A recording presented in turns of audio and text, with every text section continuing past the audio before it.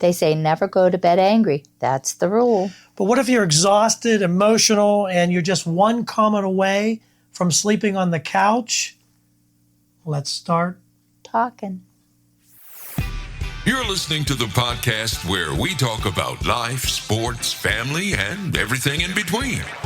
Welcome to Just Talking Out Loud with your hosts, Ron and Terry. Hello and welcome to the show. I'm Ron. And I'm Terry. And we are talking today about going to bed angry. Have we gone to bed angry? I'm sure we have. Well, that's a question that we're going to ask. And there was another question that was brought up as to where did this even come from? Where was the origin of never go to bed angry? And to be honest, I wasn't sure. So we looked it up. And I was kind of surprised to find out that it actually came down to a Bible verse, kind of, in Ephesians 4:26. And it says, "Be angry, do not sin, do not let the sun go down on your anger." That was the Bible verse. That was a Bible verse. So then it says, the verse wasn't saying never feel angry and acknowledge that anger, it happens. Be angry. Oh, we know that. The emphasis was on not letting anger linger, fester, or even turn into resentment, which it does. we know it can. Oh, yeah. It does. Over time, don't let the sun go down on your anger. It was shortened, and that's how it got modernized into the advice we hear today, which is, what is it? Don't go to bed angry. Never go to bed angry. Yes. Yeah. The idea, though, they said, in this was reinforced through Christian marriage counseling. Now, we're not here saying it's bad, okay? Counseling is good. If you need it, please do it.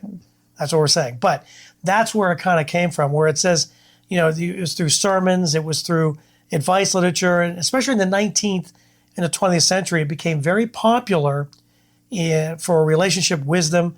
It was shared by pastors and parents and, even probably grandparents, even during the wedding vows.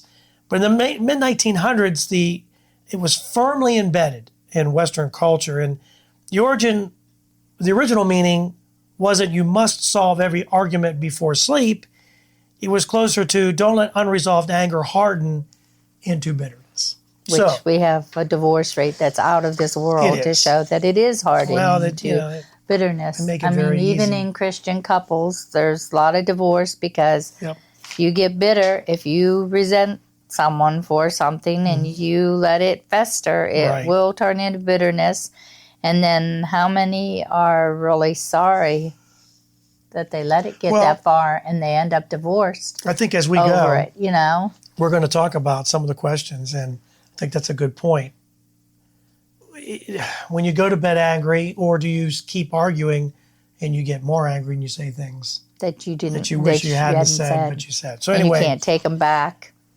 And you're right. It is hard. Once that is said, it comes out. It's always in the back of your head, isn't it? Yeah. Sometimes it feels that way, doesn't it? Yep. And it takes a while to forgive. Do you think this is realistic advice? No, not really, because sometimes you argue about kids or what your kid did, or you blame each other for it, or you blame, whatever. And you get tired and you get emotional, and it's like sometimes you just have to sleep on it. Can you sleep? When you're emotional, I think when you're emotional, sometimes especially if you're upset, then you'll eventually fall asleep. It's hard though, because you know how even when you're not mad, like say it's a Sunday night. It's on your mind, yeah. And you try to shut your mind off, and you can't. And it just keeps going. It just never. You say, okay, I'm gonna forget it. I'm moving on, but it's just there has to be a way to. They say there's like calming exercises where you can breathe through your nose. They say breathing through your nose is the most. And then through your mouth. What's the word? Medical. It's the best for you. You get a lot more oxygen in your system. Unless you can't breathe through your nose. Yeah. And a lot of people think that it comes from movies like this this advice that you don't go to bed angry is like from movies, Instagram, but that isn't, again, it's not realistic. You don't finish, nothing gets done in an hour and a half. A lot of times when you're mad about whatever. And sometimes when you go back, the problem that makes you angry is bigger than something you can just make a phone call and fix. So pros of not going to bed angry, you can clear the air before you sleep. Okay. If it's a problem that you can, that, right? yeah. Yes. You can clear the air, even though it might not be totally resolved. At least it's like we got a plan. You can agree to disagree. Let's talk about this tomorrow, because you got to find that happy medium. Happy medium. There, that's good. Man, you're good. It's like we're on. It's like we're married. I weird. wonder why. It shows commitment to resolving issues, right? If you know. Now here's the cons. Exhaustion can make arguments worse. I believe right? Because you're so mad over maybe something that you think is stupid, but for the other person, it's not stupid. And you just need to go get some rest. And right. Because your head's too mumbled to think about it. Right. What was I saying? Cons. Okay, forced fixes sometimes just covers up deep feelings. In other words, if you let your words hurt each other, and then you say, okay, well, that's what we're going to do, and we decided what we're going to do, and you go to bed. One or the other's but then someone might be hurt, which can turn into bitterness. So the question here was, it can still turn into bitterness, even though it's resolved. What do you think has happened in your relationship? Solutions or temporary peace? Now, I was trying to go back today and think about our fights. Like, when was the last time we had, a knockout, I don't want to say knockout, drag out, because that's not. We really haven't had that many. But I'm trying to think of when we had anything that, there's been times that I know it's been, in fact, I can remember a time we were angry, and I went to bed, we went to bed, even though we were still angry, but I could not sleep. We tossed. So you don't remember what it was? I don't remember. Because it probably wasn't really that important. I know we had some fights when it was the store, when we were... Yeah, especially when Zach, I know there was a fight there. No, there was a time when I was pregnant for Zachary that we weren't getting along at all. No, we were not on the same page. Right. We were not getting along. I was pregnant for Zachary. Right. As a matter of fact, the day we went for my pregnancy test, you thought I was joking about it. I don't know. All you kept saying that day was, "Oh no, we have to buy diapers again. We have to buy diapers again." Yeah, because we're 7 years out from there. Yeah, and it got worse from there, and or 6 years. And then I had more problems with that pregnancy. I knew you'd be sick this time, and Yeah, you were into your store and wanting to get this store started, and But anyway. We're here. We're still here. There was a time it was quite a few months that I think my dad didn't even know. So we've been married 10 years at that point. 90, about 10, about 10 94, years, 95, 10. Whatever, because he was born in 95. But he was born in December, so that's almost... Yeah, so I'm saying, about 10 years. You always say that 7-year itch. Yeah, it was a 10-year itch. It was a 10-year itch. And I wasn't on board, but I came around. I love my kids. I've been so blessed, for sure. But I do remember that. Yeah, that's the biggest turmoil, longest time of turmoil I remember in our marriage. And then, like, anytime I was like morning sick, or if I had this or that, I knew it was to be good. I would have to hear it all over again. I'm like, I would try not to tell you. Making it worse. Yeah. So experts like Dr. Alexandria Solomon, argue that insisting couples never go to bed angry is not realistic. It's not helpful. The traditional saying can make partners feel like the relationship is failing if they can't resolve everything before sleep. And not everything is going to be resolved in an hour or two or 3 or 5. And some things like that, and how many couples have unexpected pregnancies? Yeah, you know what? Yeah, let us know. What are you fighting? And what do you fight about? What do you think later? Like, why did we fight about that? Yeah. You know what I mean? I mean, we know couples, one wanted another child, one didn't want another child. Right. I mean, we know, people who, just that decision alone, was a lot. Yeah. The myth, they say, comes from romantic movies, fairy tales. And trying to force resolution when you're exhausted can make things worse. And anger gives information. It's not something to shame or suppress. So there's a lot to this as far as, what's the good advice? Well, good advice is, I guess the best advice is try to communicate. Even though you're angry, you've got to find a way to listen to each other. And problem solve together. Mm-hmm. I think put your differences and it's aside. Hard. I know it's hard when you're angry and you're frustrated. People have bought homes that are fixer-uppers or something, and they've got different ideas in that, and they fight about, right. the whole process. Could be maybe this wasn't as worth what we thought it was because it's come between us, So according to this, it's okay to go to bed angry if, like some relationship sites and therapists like the Gottman Institute, it's okay. You pause the argument consciously. So together you say, okay, listen, we're not getting anywhere, right? We have a few ideas of what we can do about it. Let's work on them tomorrow. Work on them tomorrow. I'll call this place. This is the plan. I'll call this place. You call that place. See what we have. And you both have to agree that you'll do it. That's the next thing. You both have to agree that we'll just talk tomorrow. I think that's important too. You're too tired and emotional to communicate right now, so it would be better to sleep on it. You know what I mean? Because, that gives you some time, and you will think about it. I don't think you can escape that. Yeah, I think, or you just get on your phone. If it's something big, you're going to think on it. And then, if you go through a sickness, don't get on your phone and look it up on the internet because they'll have you dead in a half an hour.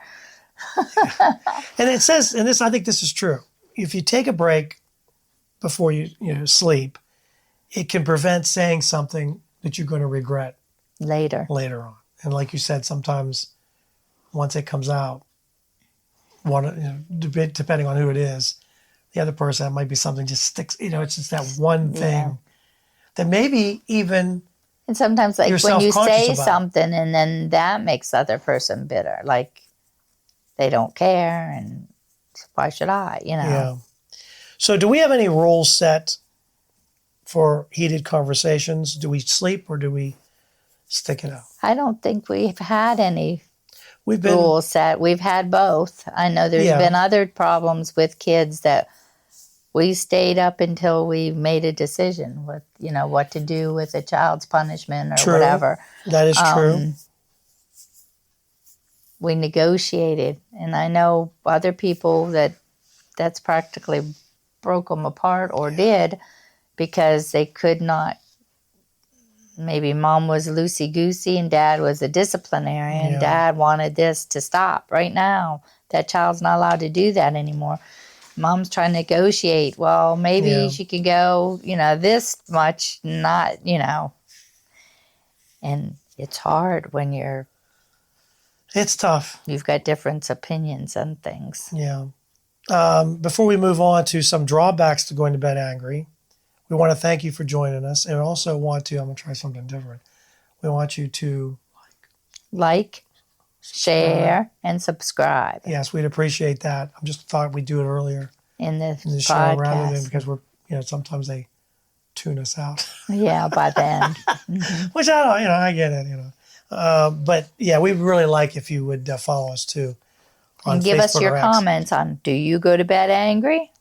Absolutely. What do you? And do you has have it hurt rules? your marriage, or Do you when you do sleep? Does it just fester in you? I think that's That's the tough part. Or are you able to sleep? Maybe you're one of those ones that you're angry, but then you're able to just forget about it. I don't know if there are people like that, but for sure, please leave us your comments. So some drawbacks, it says anger can interfere with sleep quality. Well, that's a no-brainer. We all know that. Letting fights linger without future plans can lead to resentment or escalation. Do you think poor sleep makes conflicts harder to resolve the next day? If you didn't sleep at all, it would. Then I would say yes. And this is saying yes. I would think that if you're emotional and upset and then you don't sleep all night, you're not going to be any better the next day. I think it goes back to the other point where you have to consciously together make agree a plan. We're gonna visit this again. Right. We just have to put our thoughts in order before we do it. Yes, I agree. Talking about timing, some couples talk best when they're rested. And I think that's probably true too.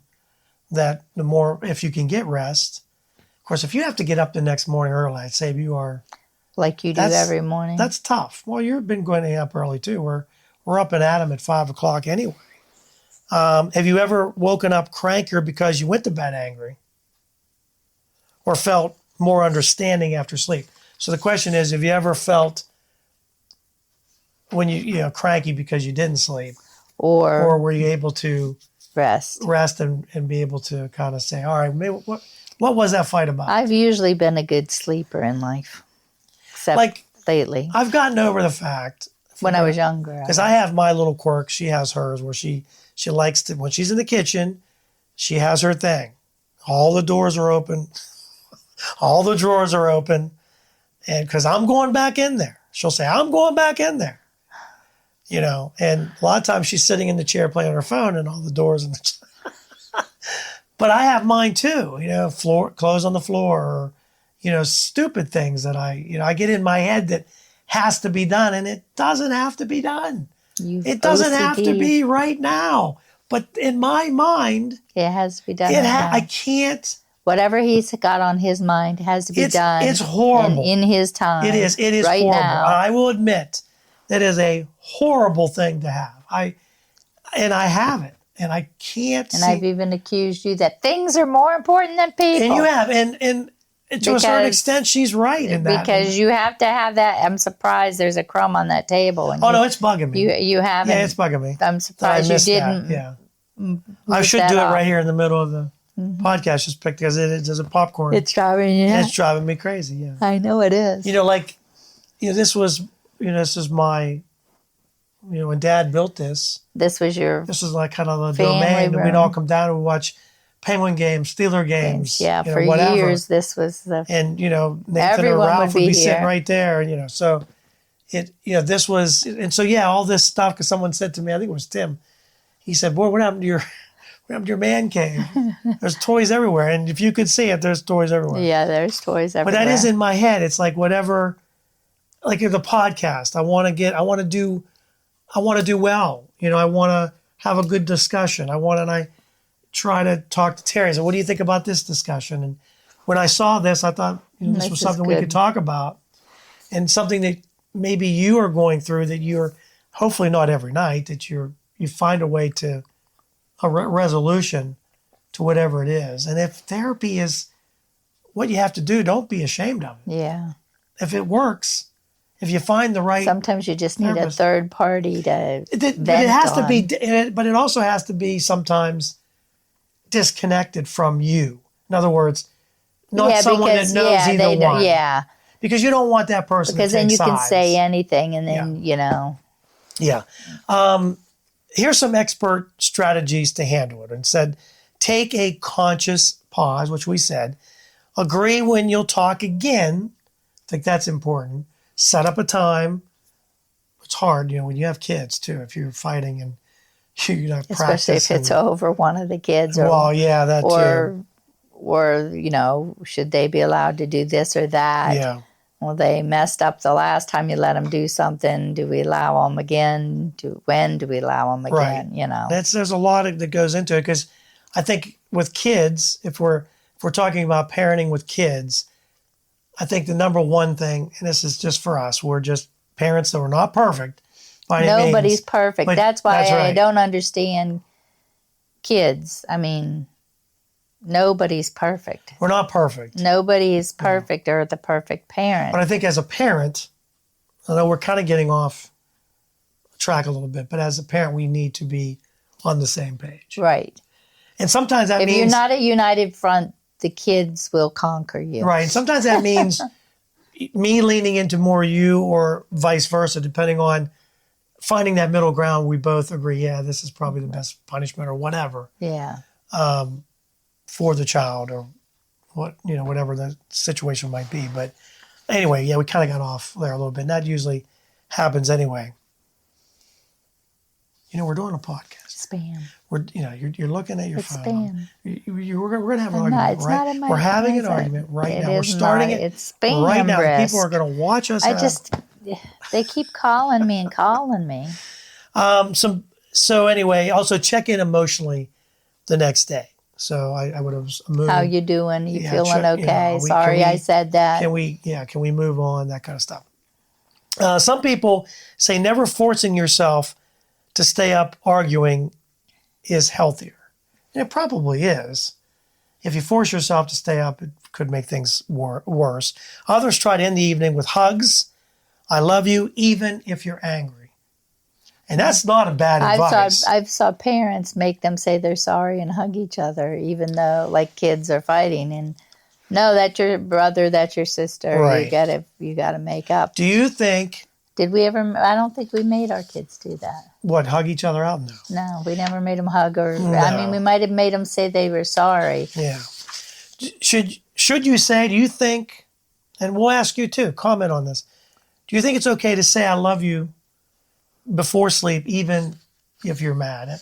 Yes. I kind of think yes. I think you should because I think so too. Yeah, because, even though this has come between us, I still love you. Yeah. So let's go through this, okay? These are some questions, okay? And I think we both agree. Do you believe the rule never go to bed angry?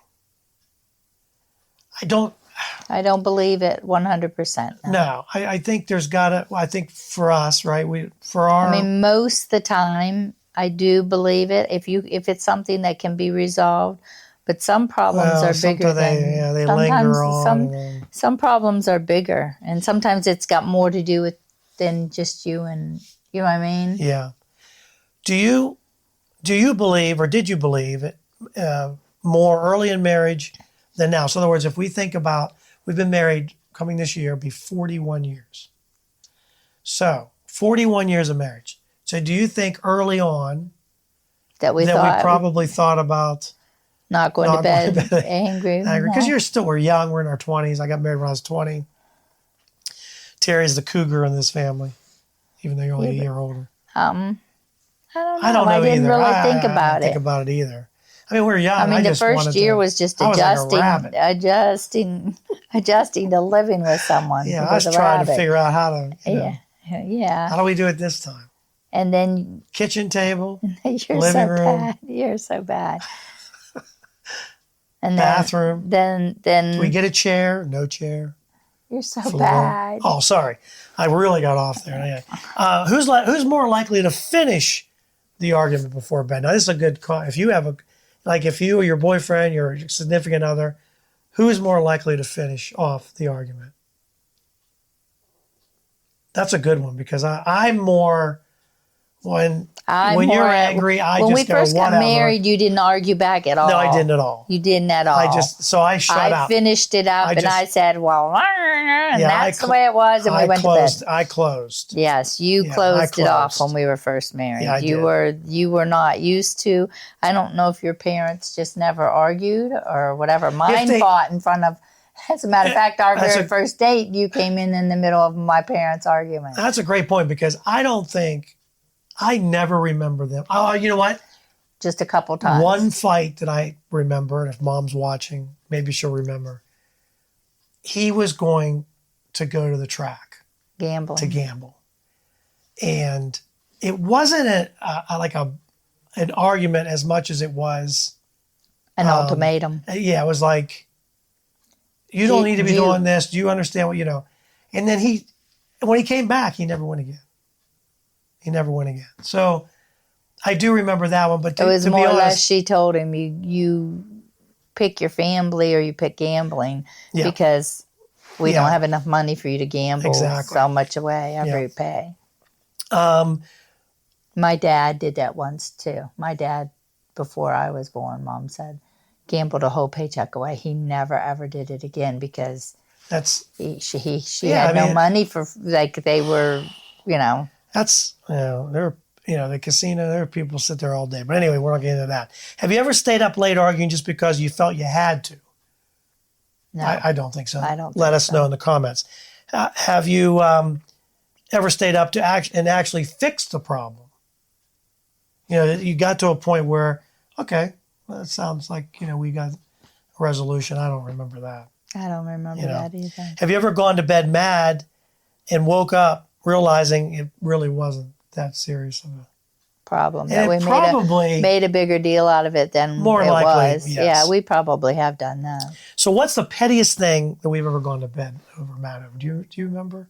So I'm trying to think of something petty that we just, and to be honest, after 40 years of marriage, we've seen just about everything, and so they're like the drawers and the doors, it is what it is. You had to solve some problems on your own. I remember waking up and full labor, and but I wasn't mad. I just was like, what are you doing? And you're sitting on the bed like, just having contractions. No, I wasn't.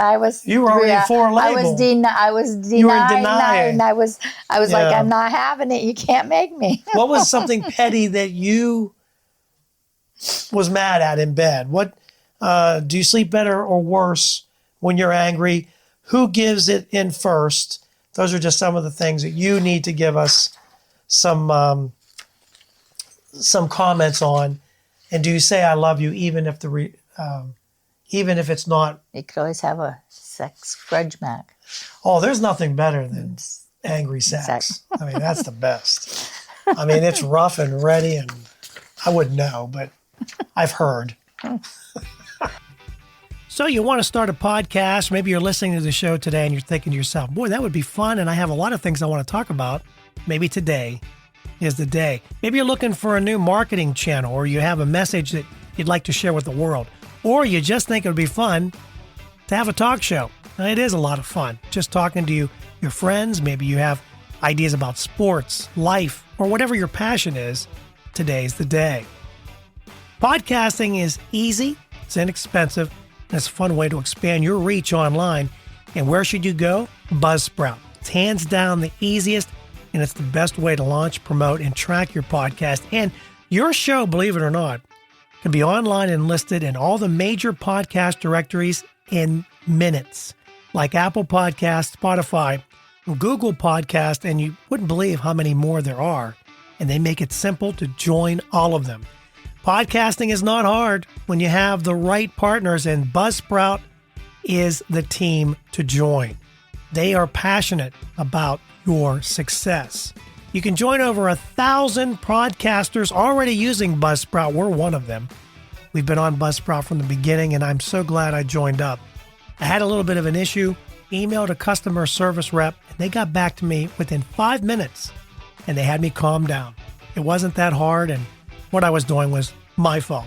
So here's all you got to do. Click on the link in the show notes. It tells Buzzsprout we sent you.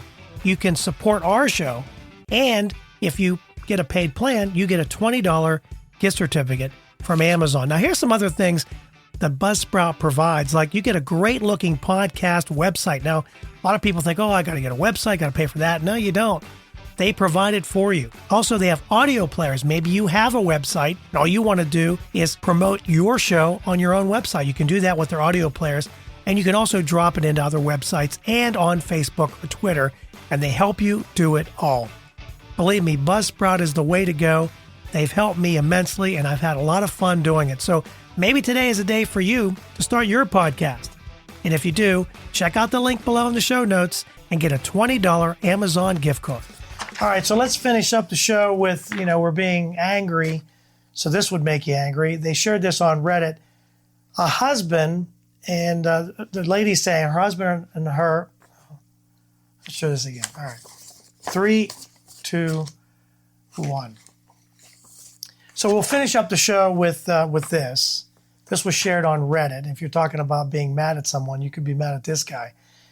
This was shared on Reddit. My husband and I were showering together last night, which Terry and I were the cool parents because we used to shower together. Well, we still do when we can. Sometimes. Yeah. But not, yeah. Yeah. We She used to all the scrubs, I time. scrub her back. She scrubs my front.